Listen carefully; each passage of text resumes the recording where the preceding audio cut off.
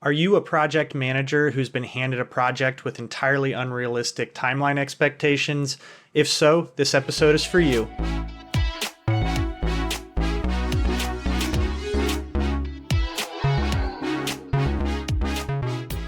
Welcome to Better Projects Today, the bite-sized project management podcast helping you to bridge theory and practice in your own work to create better teams, better results, and better projects today. I'm Tyler Norman, and I bring 15 years of experience as a global program leader and serial mentor to project professionals. As project managers, we've all been there. You've been handed a project with a timeline that feels impossible from day one, whether due to aggressive business goals, stakeholder pressure, or underestimated complexity. Starting behind the eight ball from a schedule perspective can be overwhelming. But don't worry, unrealistic timelines don't have to be a death sentence for the project. In this episode, we'll go over 5 actionable tips to help you navigate and manage projects that are behind from day one. First things first, understand the full picture of the project. Before you can address the timeline issue, it's crucial that you get a full grasp of the project's complete scope and objectives. Some steps around this are things like dive deep into the project requirements, thoroughly review all the documentation that you have to understand deliverables, milestones, dependencies. One mistake that I see a lot of project managers make, and that I did early in my career, is trying to dive in and create action on day one. And what often happens is you end up taking steps that move you in the wrong direction. Next, engage stakeholders, meet with the clients, team members, and other stakeholders to clarify expectations and gather insights, and then assess resource availability. Often, an unrealistic timeline is due to a lack of resource availability. So a thorough investigation of your team's capacity and identification of any skill gaps, resource constraints is really key to understanding the full picture. This is all important because a comprehensive understanding of the current state of the project is going to help you identify areas that may have been underestimated, and it gives you that solid foundation for making adjustments and proposing next steps. Second tip, identify and communicate risks and issues. Oftentimes, an unrealistic timeline will come with massive risks that can derail your project if not addressed proactively and quickly. So some steps around this are, if you don't have a risk register, create one. If you've got one, make sure that it's thoroughly updated. For anyone who's unfamiliar, a risk register is a list of potential risks, their impact, their likelihood of occurrence, how you're monitoring it, who the owner of the risk is, and what you plan to do if that risk occurs. Next, prioritize those risks. It's common when you come into a project with an unrealistic timeline that there's tons and tons of risks and you simply can't tackle them all at once. Try to focus, or I guess identify first, and then focus on those highest impact, highest probability risks, or even issues that are already in the state of occurring.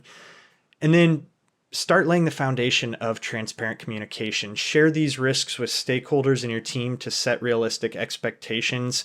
Oftentimes, when you come into a project and the timeline's unrealistic, one of the best things you can do is start to show that it's unrealistic and start to explain why. When you use this open communication, it'll begin to foster trust and it'll allow for collaborative problem solving, which is really key whenever timelines are tight. The third step, re-baseline realistically. Once you've got your hands around a project's full scope, all of the current and associated risks, it's time to make an adjustment to the project plan to more realistically attain targets. Some of the steps in this are revise the schedule. You can look at it from a perspective of adjusting the timeline for tasks based on real resource estimates and real availabilities. Validate assumptions. Ensure that any new timelines are based not just on the resource availability, but also data and past performance, and that you're not being too optimistic. One thing I see a lot is using historical context. This project took us 6 months. We think that it's going to take 6 months.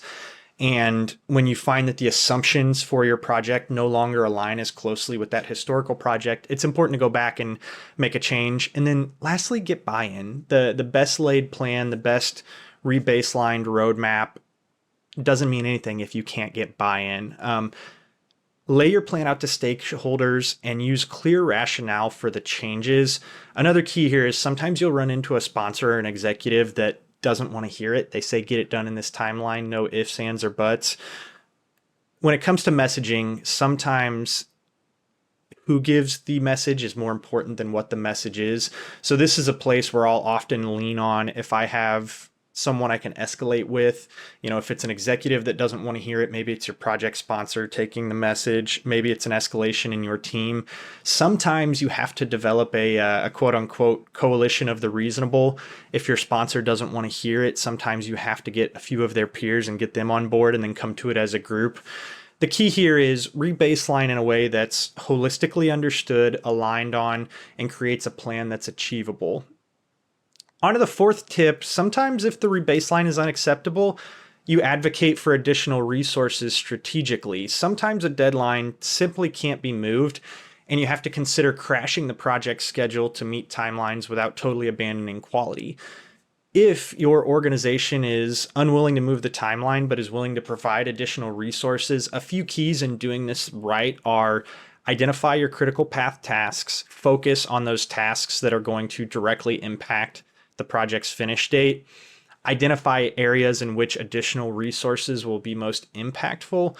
Throwing additional manpower or technology at a place where it's really not having too much of an impact would be a waste of resources. See if you can isolate those areas where those additional resources are going to be leveraged the best, and then analyze cost implications. If you're going to advocate for crashing and for adding additional resources, it's important to be upfront about the increased costs associated with that crashing and weigh that against the benefits of not pushing the timeline.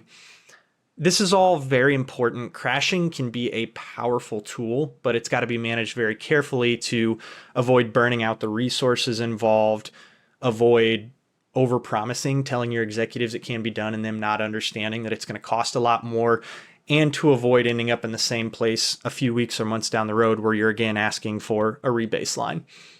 Last and final step, when it comes to unrealistic project expectations, it can be very stressful, and it's important to take care of yourself and take care of your team.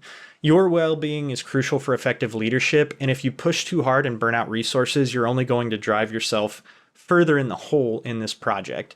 So a few steps for that: set boundaries for yourself and your team, establish work-life balance to prevent burnout, and empower your team to also maintain work-life balance. One of the best ways you can do this is try not to emulate burning the midnight oil. There are times where I get involved in a project and I'm working evenings and weekends, but I'll go out of my way to draft emails and not send them on Saturday evening and send them on Monday morning, to ensure that my team doesn't see me working in the middle of the night and assume that's my expectation for them. Practice self-care, engage in activities that reduce stress, such as meditation, exercise, hobbies outside of work, and seek support. Don't hesitate to lean on mentors, folks in your professional network for advice and encouragement. It sounds a little silly to say seek out additional mentorship during a time in which your availability gets harder, but it's so key. This is something that I've found when I'm getting a particularly stressful time of work. If I break out 30 minutes every week or two just to work with a mentor and bounce thoughts off them, it helps me get clear-headed and come back to the table ready to work hard and ready to move things in a positive direction. In conclusion, dealing with unrealistic project timelines is one of the most major challenges a PM will see, but it's not insurmountable. By understanding the full picture, communicating risk transparently, rebaselining transparently, advocating for resources when needed, and taking care of yourself, you're going to position yourself for success, and by virtue of that, your team for success. Remember that realistic planning and communication are your allies, and above all, trust is your biggest ally through this process. That brings us to the end of the episode. If you have a topic or question you'd like to see addressed in a future episode of Better Projects Today, drop a comment below.